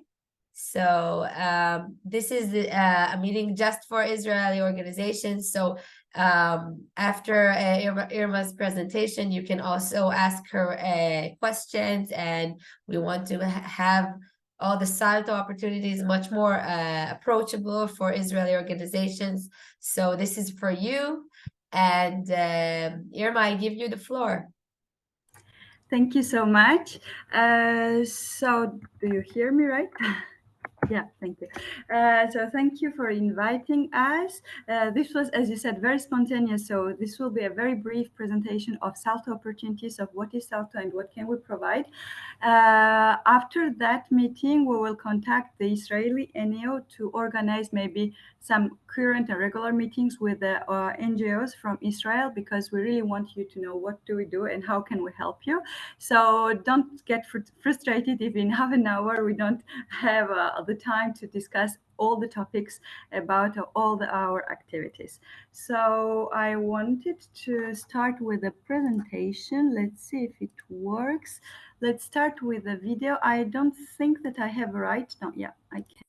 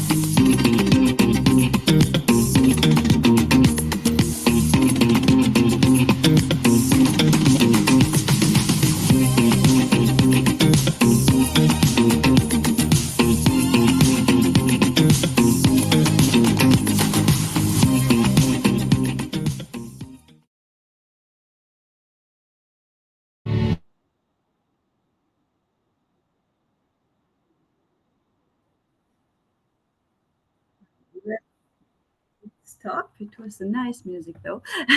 So this was a very brief and quick video about all the activities in Salto. So I'm going to show the slides now, and please interrupt me if you have any questions about our activities or if something is not very clear. Actually, it would be really interesting to know if some of you already know Salto or not. So maybe you can comment on the chat section of here if you know what is Salto and what do we do. It would be really nice to know also.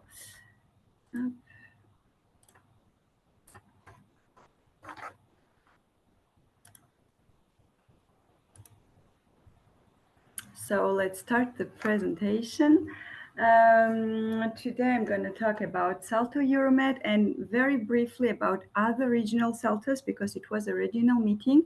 And actually this presentation is about Israeli organizations, but you will also have a general overview of what, for example, Western Balkan countries can do with their regional Saltos. So the first part will be about us, Salto EuroMed, and another one will be about the activities next year, and maybe this part will interest you. I hope that it will interest you. So what is Salto? Salto is some sort of mini national agency, at least for the regional Saltos. It's a case that was created by the European Commission to support advanced learning and training opportunities. And our aim is to improve the quality and the impact of Erasmus Plus and European Solidarity Corps programs. So basically we have two programs, that is European Solidarity Corps and Erasmus Plus. The whole morning we were talking about the one branch of Erasmus Plus. Today I will not make the presentation of what is European Solidarity Corps, but maybe for another presentations that we will plan in the future, maybe this year or maybe next year, we can also go deeply into this program and also talk about a little bit what is the quality label. So how do we do this? We try to provide expertise, resources, and information and learning activities in specific areas. That means we can sometimes organize the trainings about democracy, about participation, about inclusion, etc., etc. in different countries. Some of the trainings are open for the program countries. Some of the trainings are open for the partnership countries.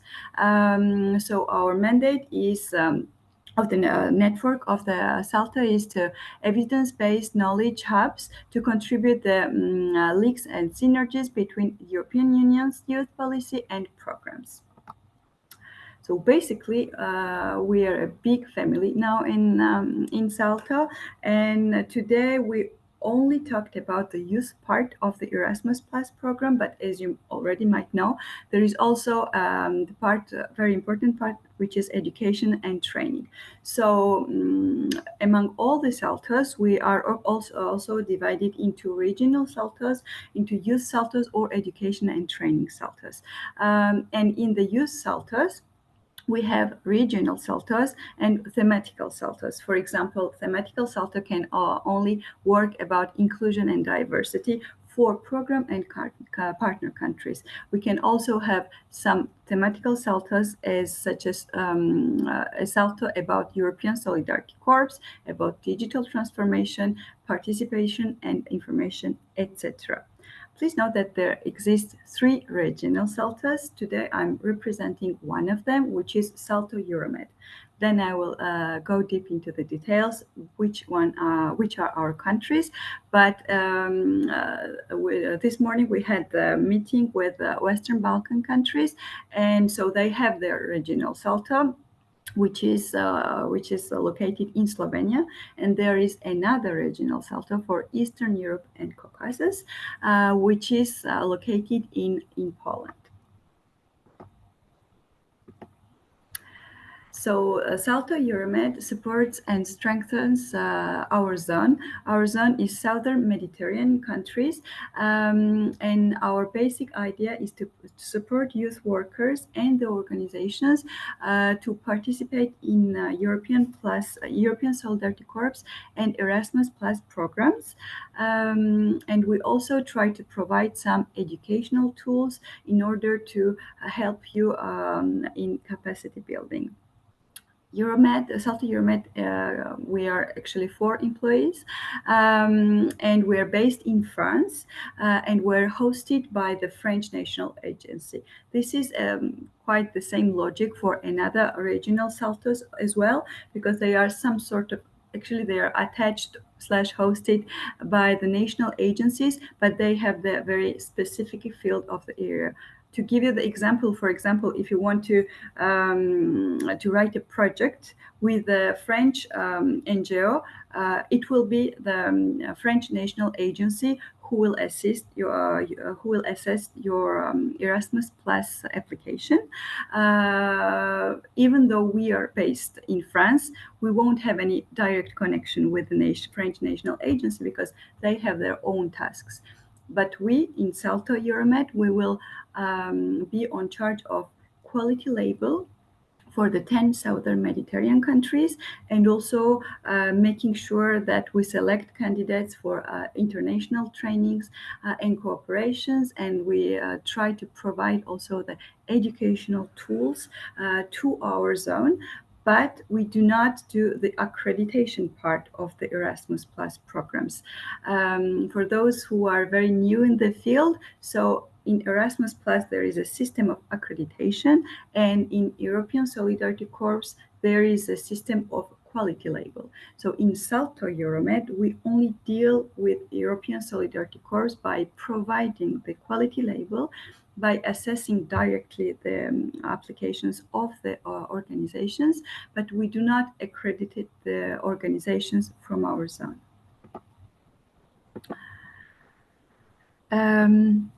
Before I talk about the activities in 2024, I'd like to know if there are any questions about Salto, and maybe you can react on, did you know anything about Salto or not?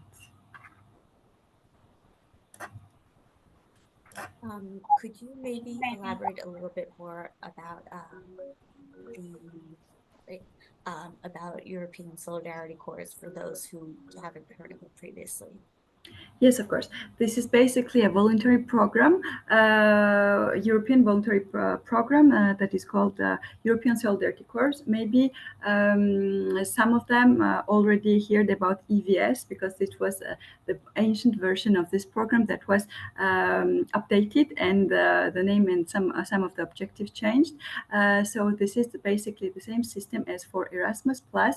If you come from the Southern Mediterranean area and you want to participate in this program, that means if you want to send the volunteers or if you want to host the volunteers, you can apply for this this role, that is being partner country, and you can have the quality label for partner countries. That means once you have this role, you can either host or send the volunteers, the youngsters up to 30 years in the program countries, or receive the international volunteers in your organization. You can either apply for the sending, hosting, or both of the roles. Once you make your application, this application is assessed by us, Salto EuroMed. Then we say yes or no to your application. If you are labelized, so if you give you the quality label, then we will also be in charge of guarantee the quality of the program by providing you the trainings for the volunteers and for the organization. Basically, you can host volunteers for the short term, but also for the long term, up to 12 months. You can also have a project for the groups. If you do not want to host volunteers, you can only send volunteers from Israel, for example. If you want to have a sending role, you should write the application only for this role. That will give you the opportunity, one, to send the youngsters from Israel to the program countries, and then they can have the voluntary programs in one of the program countries. They can learn a new language, have a new experience. This is not an academic program. This is a purely volunteering program. And then you can also create new partnership with this one of the program countries, and this will help you also to then maybe apply for the Erasmus Plus project, etc., etc. So it can have double advantages for the organization. Once it is the aim of the program, that means giving the opportunity to the youngsters from the region to travel, to gain the new experiences, and as you can also gain capacities in managing them, in giving them the opportunity to travel and to become international volunteers. But you can also gain the experience in international projects and in having international partners. But really, if you are interested more in European Solidarity Corps, I think that we're gonna organize 1 hour meeting dedicated to this project, and in which we can also provide you with more information about the quality label assessment. How do we deal with the applications, and what are the criteria of assessing the quality label applications from Israel or from our southern Mediterranean area. The difference between the K2 action that was presented this morning, we do not need 4 organizations for this program. We need in the case of the southern Mediterranean partner countries, we need 1 country, 1 NGO from Israel, for example, and one organization from the program or associated country. You have the list on that slide. So you do not actually need to have already a partnership to apply for the quality label. You can just write down the application, and then also we can provide with the links in order to find the partners to have the fundings. This is not a label that provides you with you won't get the money directly for this project. Once you have a quality label, then you will need a partner with who you will have a project, and actually this partner will be funded by the Commission, and then you will arrange the money distribution between you and the program country. So basically, in order to host or send volunteers, you will need to have 1 quality label, and once you have a quality label, you will need a partner from the program countries. So if there is no more questions, maybe the last one about Salto, then I will present you the activities in 2024.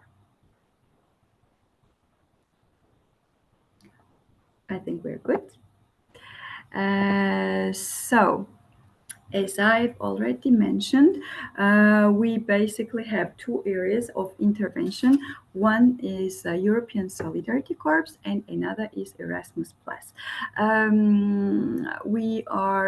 We have a little bit more information in the region on the program European Solidarity Corps, because we are the ones who assess your quality label applications, and also we provide every organization that has quality label and volunteers in the zone by trainings and some educational tools. So next year, as we do every year, we will organize training sessions for the European Solidarity Corps organizations.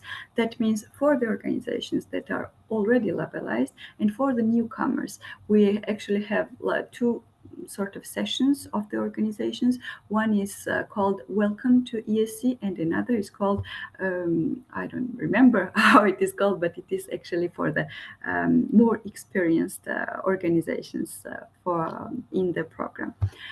We also will have trainings for mentors. Some of our trainings will be online, some of them will be on a residential format, some of them will be in English, and some of them will be in French. We will also try to create a community of practices. That means that we will try to gather monthly every organization that already has a quality label and choose topics, and then discuss those topics in order to exchange good practices. For example, next month we will have the first gathering of the organizations that have some experience or at least quality label, and then together with them we will define what are the touchy topics, or what are the topics that are most relevant for our region. For example, in our region, the question of visas is always relevant, so it will be interesting to know how other countries deal with it. The question of inclusion is also very important. And also there are some priorities from the European Commission, and we will try to mix what are the priorities of the program and also what are the needs of our region. And Irma, I see a question on the chat. Yes. What is quality label? So maybe you can give a little more background on what Yes, quality label. quality label is the same thing as accreditation for Erasmus Plus programs. Quality label is a role that gives you the opportunity to host or send volunteers. For example, if your organization wants to host a volunteer and you've never hosted a volunteer in this program, European Solidarity Corps, first you need a right to do it. So you should write the application to demand the quality label in order to have the right to send or to host volunteers. Was I clear, or do you need more explications? And it's on the website, it is on the Salto website, right? No, it is not on the Salto website. It is on the same website where you write your projects for Erasmus Plus. I will actually send you the website by email, and maybe you can also share this information to the organizations. This is actually the website of European Commission, where you should first create your account, then write your application. But I would strongly recommend first to assist to the trainings or some informational sessions before writing the application, because the website is not that easy to handle. So it's better to first know the program, know the criteria, maybe meet us on one of the information sessions, and after that, if you think that European Solidarity Corps is the program for you, then you can write the application. But most of the time we receive the applications. Sometimes they are not very clear. Sometimes the objectives of the organizations are not very clear. So I really, really recommend you to assist to one of the info sessions that we will definitely organized this year. One about the quality label, one about European Solidarity Corps, maybe one about Salto. So once you will gather all the informations, maybe then you can apply on the website, which is not easy, but is very helpful, and which gives us the opportunity to assist your quality label applications. So we're talking about the funding and tender portal, right? Funding and opportunities, yes. And Yes, is there a deadline for the no, quality label? thank you. It's a very good question. So the second difference from Erasmus Plus program is there is no deadline. So you can actually make the application whenever you want. There is no deadline. There is deadline for us because then once we receive your application, we normally have only 2 months to give you the answer. Once we give you the answer, either it is yes, or either it is no, or maybe it is a maybe, and then we will need additional information. Even if it is no, so let's see the 3 scenarios. If we say no, then we can maybe give you some advices why we made this decision, and provide you with some trainings and also advices what can you improve in your application. Then you can make another application even in the next day, even if it's not very strategical things to do. You have a technical right to do it the second day and apply until you get the answer. If the answer is yes, then you can already implement European Solidarity Corps. Then the advice would be to involve in trainings that we will provide for newcomers. Once you have every information about mentorship, about volunteering status, etc., then you can try to find a partner in European countries, in program countries, and once you have a partner, you can build this triangle. So European Solidarity Corps is a triangle. You need the hosting or sending NGO from the region. You need another organization from the program country, and you need a volunteer. So once you have the 3 parts, you can start the program. And Itai is asking, how can we be notified about training and information events? Of course, whatever you share with us, we'll share with the network, but is there a direct way for them to be updated? Yes, of course. There is a direct way, which is Salto website. So there are 2 websites. One, the portal, where you can apply for the quality label, and there is our basic website, which is Salto website. This is very useful for you because you can apply for different things that I'm going to present later with another slides. But maybe it will be better if, for example, we set a meeting with the NGOs, and I will talk a little bit more and go deep into the details about European Solidarity Corps. This is one option, and another option is to have the Salto website and then apply for the trainings. And every training that we do, we make a call for this training. For example, you see here training sessions for organizations, trainings for mentors, and creating community as well. We make a call on the website. So once you go to this website, you can have all the information about deadlines, about eligibility, etc., etc. Maybe I will go on, and I'm sure that you will have another answer. Yes, of course, go on. I just want to understand the 3 stages that you mentioned. We are an organization from Israel that works with young women. Yes. And we have already partnership with a NGO in France. So if we want to collaborate with it, I should join like a training for newcomers, and then to do what? To apply or to what can we do? You do not have quality label yet, right? No. So the first step is basically to being able to participate in European Solidarity Corps. And to participate in European Solidarity Corps, you need a quality label. There is 2 types of quality label. There is quality label lead, mostly for the program countries. That means that they will receive money directly for the projects. But there is a quality label for partnership for neighborhood countries. So you should apply for this role for for the partnership countries, and then we will assess your application. Once we assess your application and we say yes, no, or maybe, let's say the best scenario, we say yes. Then, and only after then, when we provide you with the quality label status, you can host or send volunteers with the partner organization.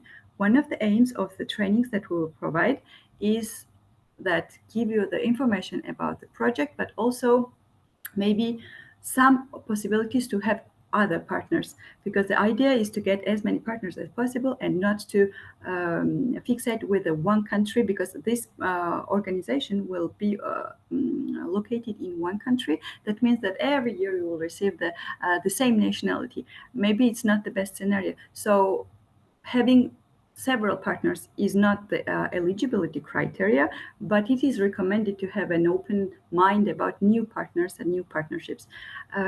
So that's a good thing that you already have a partner. But in order to participate in European Solidarity Corps, and participate means send or host or doing both the volunteers, you need a quality label that basically gives you the right to engage in the program.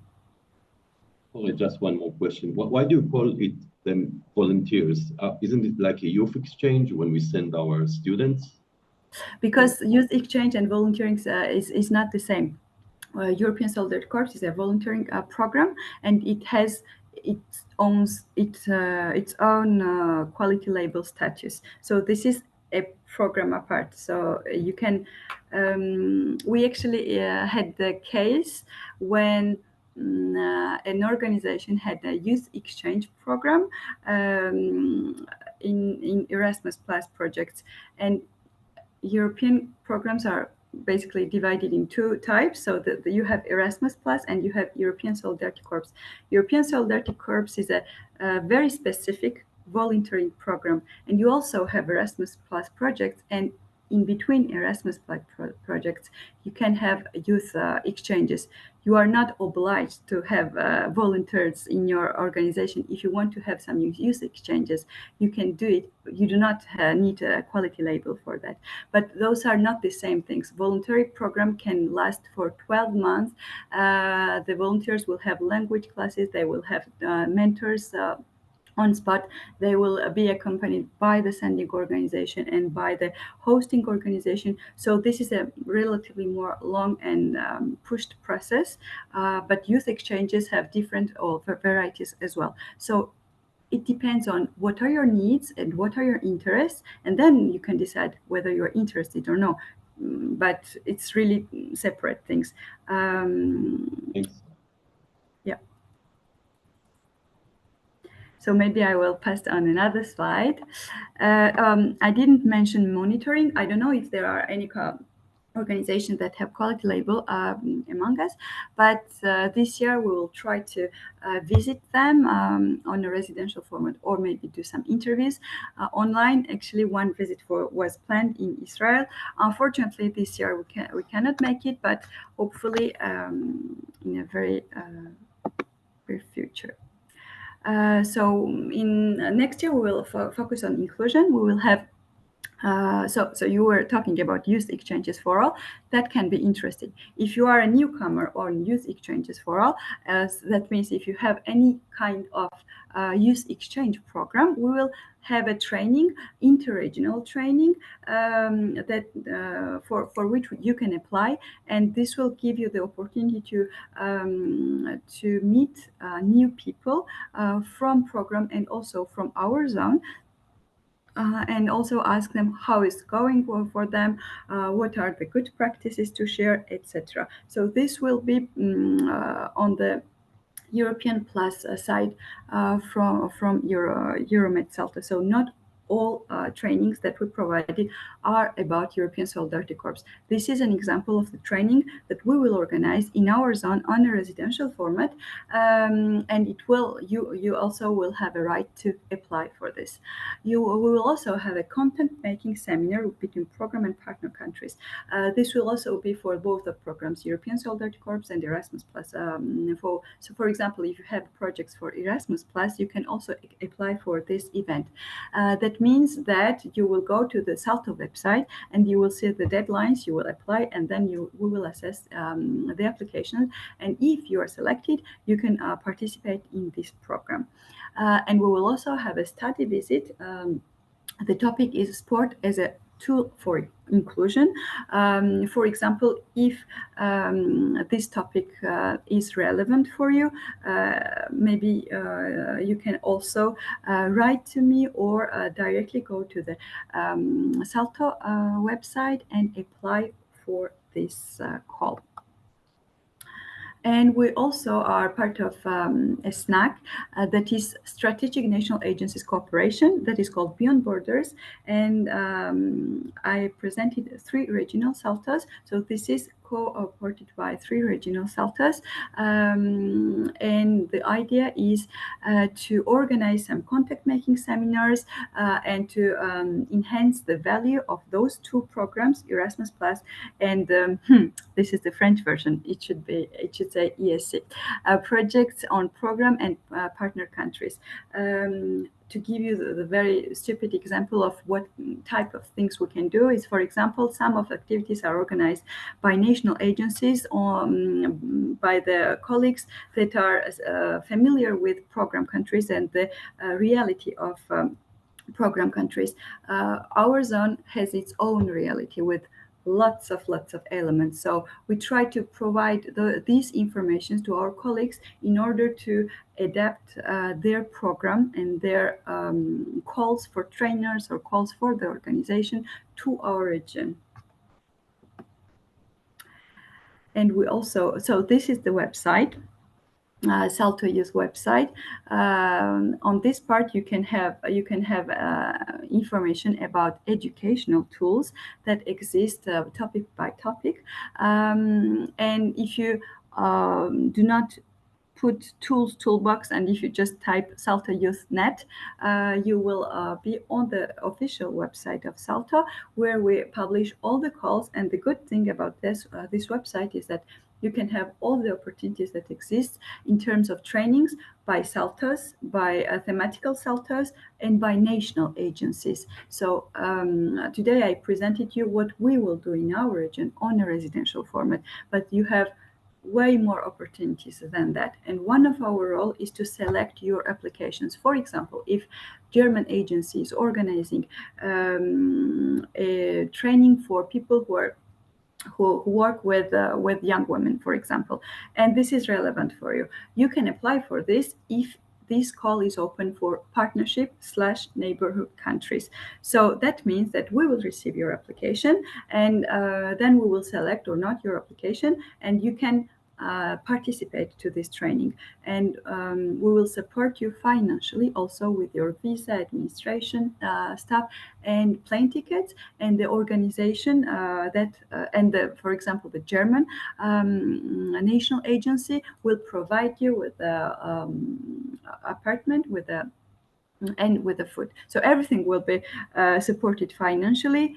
If this is relevant for you, you can apply, and we make the selection. We support you with the tickets, and the organizers of this event will provide you with the training and also conditions, living conditions. And the last thing, every year we co-organize International Tool Fair. Next year it will be about next year it will be about digital. You can also participate in every international tool fair, because mostly it is an international event that is open for program and partner countries.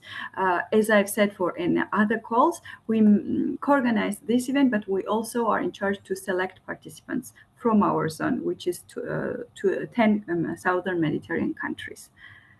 I think that you will have questions, because I see that half an hour is not enough to talk about everything. So I see the questions. Thank you. There is actually a link for the Salto website here.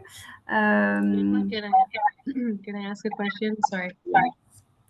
I have a vague memory. I'm not sure if it was Salto, but around 2018 or 19, I think I was contacted by someone who works in Salto, who approached me to participate in a training that was held in Istanbul and Cyprus. And I think it was an exchange and it was a training, and it was arranged by Salto.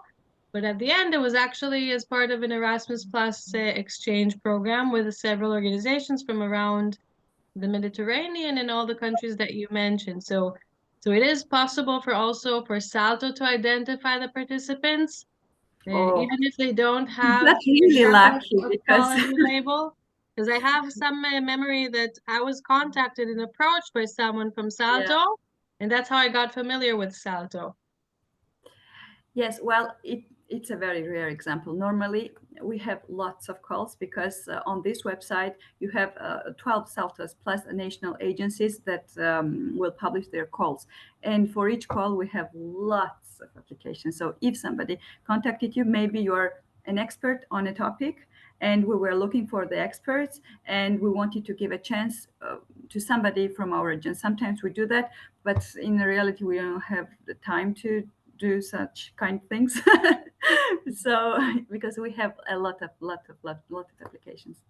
And another question, do you have a minimum of participants that can apply from each organization? For example, if I want to conduct a training for my staff, it's possible for more than one person to participate? Yeah, it's a very good question. Normally, mostly we recommend one person per organization, because as you have seen, we have 10 countries. So we cannot physically say yes to 2 or 3 people, but sometimes we have some spots. So we contact for example, last year I contacted some organizations from our zone and told them that we had actually more places than we thought we were going to have. So we thought that it was a good idea to have 2 or 3 participants per organization, then have 5 per 10, for example, for the number of the participants. But actually, you can be one person by topic. In the field of European Solidarity Corps, we have the program-related trainings, but we can also have topics, for example, inclusion in this program, mentorship in this program, etc. So maybe you can be 3, but participate in 3 different subtopics of the program. Thank you. Okay. We have a question in the chat. Could you share with us contact information or yours or for Salto EuroMed to get in touch? Yes, of course. I will send the PowerPoint. And in this PowerPoint, you have the last slide, or I don't remember which slide it is, but I put the general mail. I would advise you to contact maybe me or other colleagues that you know directly. You cannot know them, but I will give you my personal email, because on the general mail we sometimes have lots of mails, and we take more time to answer them than when we are contacted directly. So I will give you my mail and also the general one. Irma, maybe this is the last question, but do you have any tips for organizations that are just getting started and aren't familiar? How should they start out? What will give them a better opportunity of getting into the project and into the trainings and getting more Yes, involved? of course. So I strongly recommend them to assist the presentation that we will co-organize, right, in the future. So this is really a first step. The second one is get the most any information that you can get. And this morning we talked about program guide of Erasmus Plus. There is a program guide for European Solidarity Corps, which is, oh my God, a big book.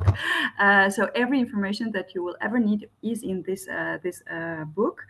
But now it's a little bit late, but last 2 weeks ago, there was an open session for 100 places for an online meeting about the European Solidarity Corps, and it was for free for everybody, and anybody could have an access. So I personally try to give the information to NAOs, and then maybe you can provide also the links and deadlines to the organizations, because the trainings, the online info sessions are very important for you, because when I read the guide, it is very technical. So maybe you need person who will explain you how does it work in the real life. And a quick tip about the application of quality label. Once again, I prefer to organize a session dedicated to it, because there are so many details. You should be as explicit as you can get, because we are not in Israel, we are in France, and we need as more details as possible on paper in order to understand what are your main topics, because most of the applications are not very clear about their objectives and missions and what do they do. So we will really need a very clear application to understand what do you do, why do you apply for the quality label, etc. This is in terms of quality label. And in terms of application, please do not use ChatGPT because we can actually understand when there is a robot that is talking to us and where is a real person. But if you decide not to do it, maybe it can be a disadvantage for you, because I don't know, there will be some mistakes, etc. But you should really think about the questions and be very precise in your answers, and not to say that I love democracy or I love inclusion, but really give us the topics about your experience and what you are expecting from us, because we really want to give the chance to the youth workers in our region, but not to the real people with the real experience that will explain why do they want to participate. Thank you, Irma. Thank you very much. Are there any other questions, or? I thought everything was very clear. So I think this is just a warm up, and we'll set up another meeting on the Solidarity Corps, and also if you would be interested on the youth mobilities, and we'll stay in touch. And of course, if you would be as kind as to share the presentation and anything else that you think is relevant, and we'll share it with all the participants here today. And thanks for all the participants that came here. And I know it's not an easy time to set aside time for such training and thinking and imagining and dreaming of the future. So thank all of you, and stay safe. And thank you, Irma. Thank you so much. And we'll stay in touch. Yes, thank you so much for inviting me. Somebody asked me for my mail. The NO will send you my email and also the presentation, because I'm just making an email for them. So as long as you agree, then we'll of course share the email with the participants. Thank you, everyone. Thank you. Bye. Bye. Thank you. Bye.